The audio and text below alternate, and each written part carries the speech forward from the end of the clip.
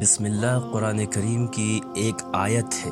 ہر سورت کے ساتھ بسم اللہ ہے، اور سورہ نمل میں یہ ایک آیت ہے اس کی اتنی زبردست فضیلت ہے۔ فرمایا محمد الرسول اللہ نے کہ جو بھی اپنے گھر کا رات میں دروازہ بند کرنے سے پہلے بسم اللہ پڑھے گا، شیطان اس گھر میں داخل نہیں ہو سکتا، اس گھر میں چوری نہیں ہو سکتی۔ آپ سے صحابہ نے شکایت کی کہ یا رسول اللہ کہ ہم کھانا کھاتے ہیں تو ہمارا پیٹ نہیں بھرتا، روح نہیں بھرتی۔ حضور نے فرمایا ایک ساتھ کھایا کرو اور بسم اللہ پڑھ کے کھانا کھایا کرو۔ حضور نے فرمایا کہ جب بھی کھانا کھاؤ تو بسم اللہ شروع میں کہا کرو، پڑھا کرو کہ شروع اللہ کے نام سے جو بڑا مہربان و نہایت رحم والا ہے۔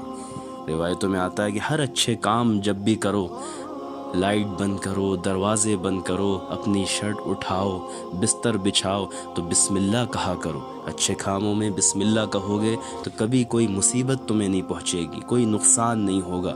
اس کے فائدے یہ ہیں کہ ہمیشہ تم محفوظ رہو گے پریشانیوں سے۔ اچانک اگر کوئی مصیبت ہے وہ اس سے اللہ تمہیں بچائے گا بسم اللہ کی برکت سے۔ تو اس کی برکتیں، اس کے فائدے بے شمار ہیں۔